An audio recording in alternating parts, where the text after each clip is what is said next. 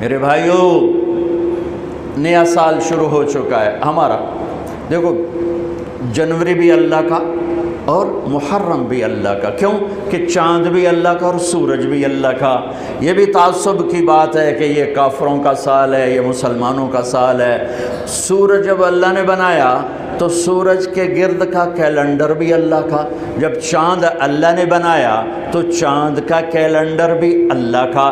جب سورج اللہ کا ہے اور چاند اللہ کا ہے تو یہ سال ہو یا وہ سال ہو، دونوں ہی اللہ کے ہیں۔ تقسیم ہے، اللہ نے اپنے محبوب کی امت کو چاند کے گرد گھمایا اور باقیوں کو سورج کے گرد گھمایا، لِتَعْلَمُوا عَدَدَ السِّنِينَ وَالْحِسَابَ، تاکہ تم سال اور مہینوں کا حساب کر سکو۔ چاند کی گرد ہمیں کیوں گھمایا؟ کہ سورج کا کیلنڈر نارتھ پول پہ فیل ہو جاتا ہے، وہاں سورج نکلتا ہی نہیں 6 مہینے۔ جہاں 2 مہینے نہیں نکلتا وہاں تو میں بھی گیا، اس سے اور آگے جاؤ تو 6 مہینے سورج نہیں نکلتا اور 6 مہینے ڈوبتا نہیں ہے، تو سورج کا کیلنڈر نارتھ اور ساؤتھ پول پہ فیل ہو جاتا ہے، پتہ نہیں چلتا دن ہے یا رات ہے۔ یہ مجھے وہاں جا کے سمجھ میں آیا، کتاب پڑھ کے کبھی سمجھ میں نہ تھا۔ میں جب وہاں آخری دنیا کے کنارے پر پہنچا تو میں نے دیکھا وہ سورج کے گم ہونے کے دن تھے، سورج کے گم ہونے کے دن تھے، تو چاند چمک رہا تھا، تو مجھے پتہ چلا کہ اللہ نے میرے نبی کو چاند کا کیلنڈر کیوں دیا کہ وہاں 6 مہینے سورج نکلتا نہیں، پھر 6 مہینے ڈوبتا نہیں، لیکن وہاں بھی چاند نکلتا بھی ہے، ڈوبتا بھی ہے، گھٹتا بھی ہے، بڑھتا بھی ہے۔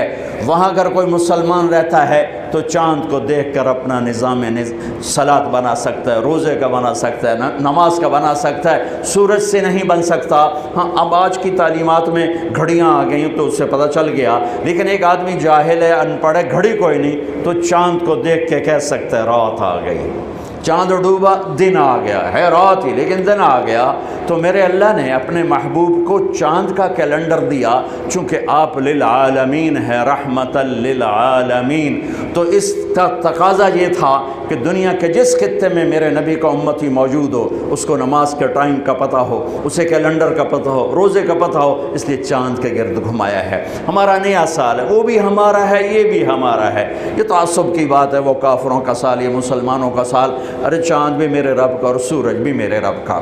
ہاں، ہمارا کیلنڈر اللہ نے اس لیے گھمایا جو میں نے آپ کو وجہ بتا دی ہے، لیکن اس میں اللہ نے ایک ایسا واقعہ، یہ پہلے بھی ہو سکتا تھا قتل حسین اور بعد میں بھی ہو سکتا تھا قتل حسین، لیکن شروع سال میں ہی اللہ نے اس کو مقرر کیا، طے کیا کہ جیسے ایک رواج بن گئے سال نو کی تقریب منانا، وہ نہ ہو بلکہ مزید آخرت کی یاد ہو، مزید آنسو بہیں۔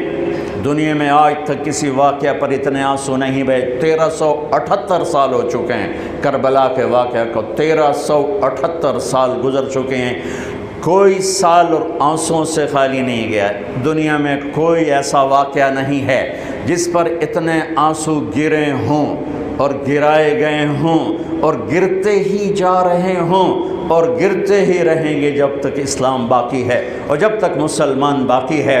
ایسا المناک واقعہ انسانی تاریخ میں نظر نہیں آتا جو لکھی ہوئی ہے، جو لکھی ہوئی ہے، لکھی ہوئی کی بات بتا رہا ہوں، اور میرا خیال ہے جو نہیں لکھی اس میں بھی کوئی نہیں ہوگا، چونکہ انسانی تاریخ میں کسی نبی کی نسل ایسے ذبح نہیں ہوئی جیسے میرے نبی کی نسل ذبح ہوئی۔ نبی بھی راج دلارا، نبی بھی حبیب، نبی بھی لاڈلا،